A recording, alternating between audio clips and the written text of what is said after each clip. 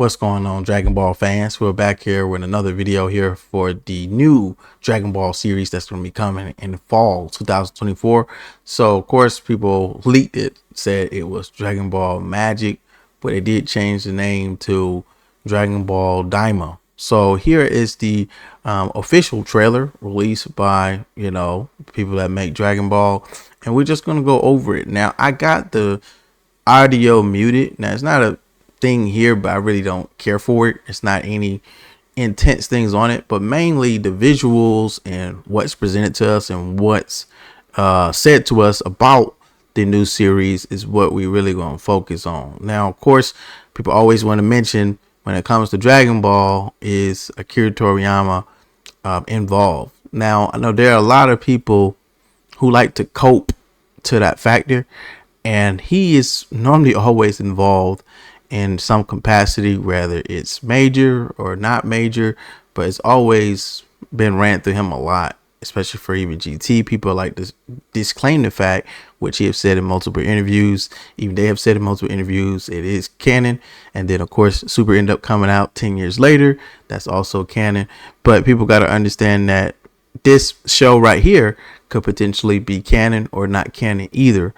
Now, when it's going to take place, whether it's after Super or if it's after the movie with Cell Max superhero, or if it's going to take place another time, we don't know. But is it going to be manga, or is it going to be canon, or is it going to be non-canon? We don't know, but they can pretty much say what they want because they own the series, and you will have to just roll with it. So I'm gonna go ahead and start it. So as we get the trailer going, here's the official Jump Comics here, the manga, 1984. I wasn't even born yet. I'm a 91 child. And then, of course, we get Dragon Ball itself, 1986 right here. And then we get Dragon Ball Z, 1989. A lot of people wouldn't see these anyway because they was airing in Japan around those times.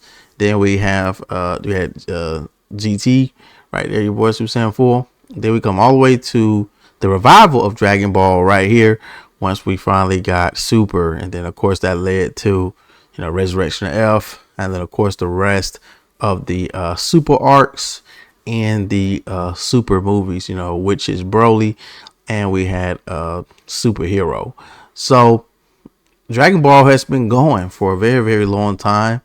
And when you look here at their plans, man, they are not stopping, man. So they are coming out with another series. Now, controversially, the series, when it starts showing the footage, I think the animation so far, if it look consistently like this, because Super, when they start, airing off episodes, they were hit and miss. Now, I know sometimes these animations are hard to go by, but the animations, if they remain consistent, I think looks pretty good. But hopefully they can maintain that quality control.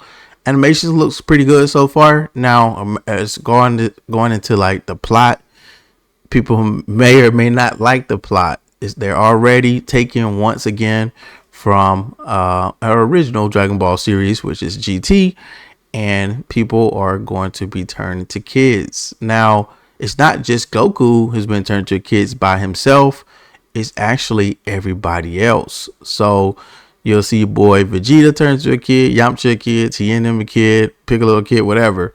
Bulma a kid. You'll see it throughout the trailer, and they're going to have to figure out why they were turned to kids. Now, with this in mind, a lot of people got to understand is that most of all the powers that a lot of people got are, mainly lost. Now, you see throughout the trailer, those other guys who was watching Goku and Vegeta fights throughout the series, they seen a lot of the fights that they were doing. That other guy, he was with like a Supreme Kai looking type person. So this could be more of a multiversal anime series. Now, like I said, few people like to compare, let's say, Heroes or some other type of thing that they have worked on, because that's their work as well. but we know that that is a promotional anime. I'm just gonna leave this up here, but they've had decent plot storyline in Dragon Ball Heroes. It's just that they failed to capitalize on it, and it's weird because you're not used to having the two Gokus, but now you have two Gokus now because they wanted to split them apart. They never used to have that before, but now they have two Gokus, and it's kind of weird. You having these two Gokus, uh, both saving everybody. So it's a mess over there. You got no real development. 1 minute people fighting for 1 minute. Next thing you know, Gogeta pops out. You be like, what's going on? We need to have some build up to that. We don't want to just see crazy transformations, and that's the problem with that. They're just trying to get oohs and ahs.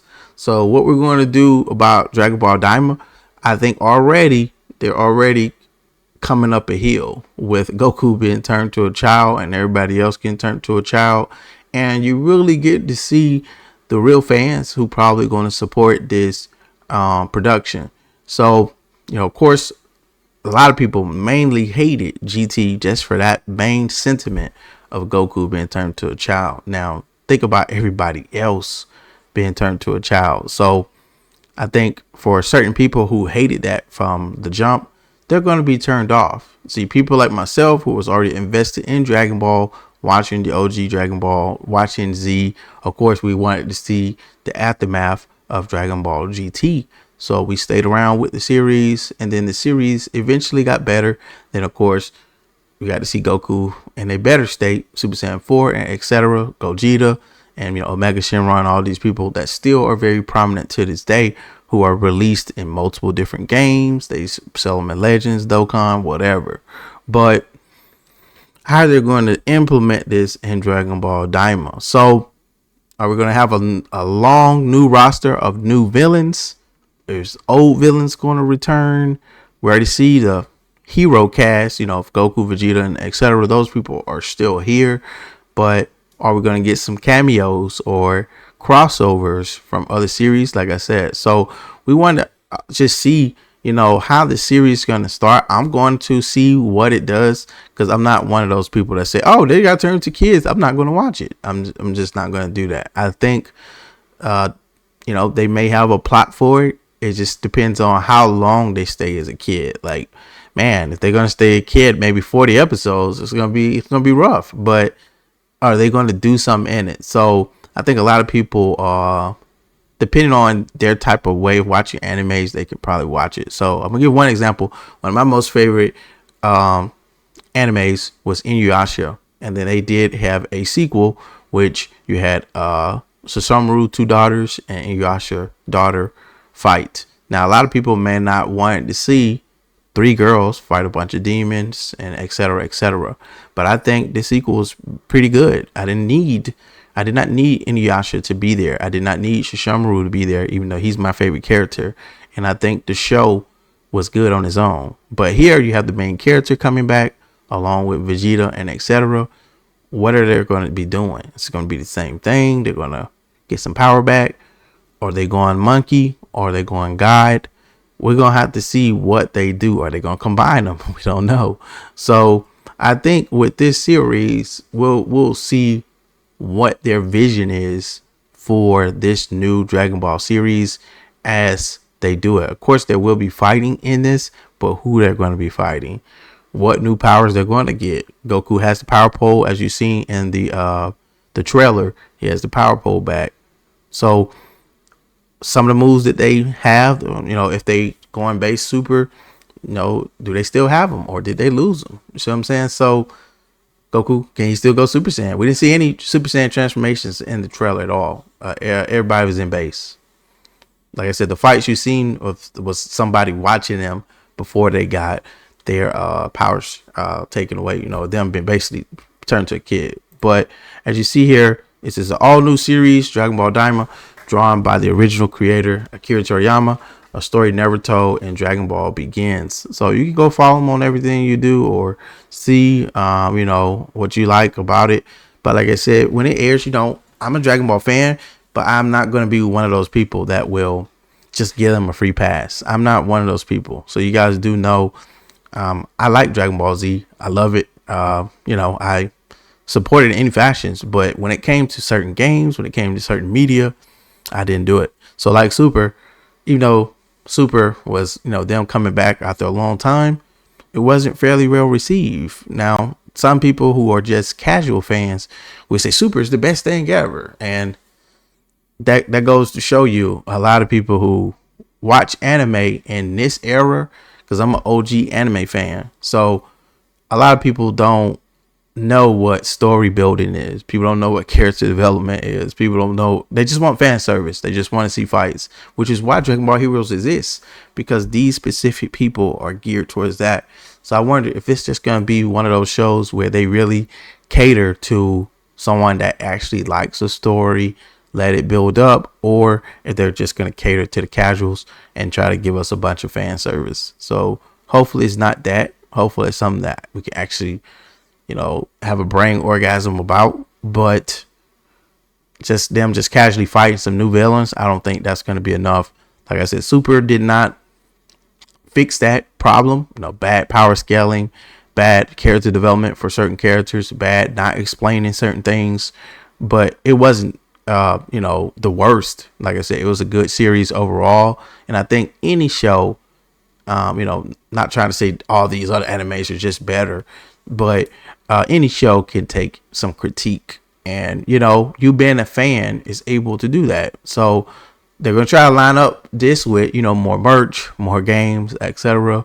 It's just part of the thing where they try to sell these characters. So like I said, them trying to sell a bunch of chibi kids, I don't think people are going to go for that. But what new transformations, what new hype scenes that they're going to probably get for certain people, I think that's what is going to draw a lot of people in. So like Super, people probably didn't really care about it. To Goku went God, that was just the movie. And then of course he went Super Saiyan Blue, that was the movie as well. But they wanted to see, okay, nothing's happening in Super. Some people seeing Ultra Instinct, then it was like, oh yeah, maybe I'll watch it. But some people still wasn't interested, because again, Ultra Instinct is not nothing too new. But like I said, Ultra Instinct to a casual fan, people like, oh my god, he's dodging like crazy.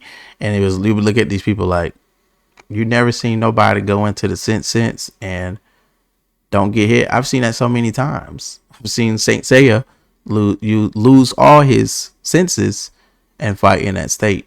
So a lot of people got to understand, if you don't know what that anime is, I just mentioned Saint Seiya, I cannot help you. Like I said, it's a lot of anime references that people like to reference Ultra Instinct as being original, but it's not. And people got to watch more anime to understand these concepts. So hopefully, like I said, this doesn't be a bad thing for Dragon Ball. I hope that it becomes something great for Dragon Ball. People could consider it more of a redemption type of thing.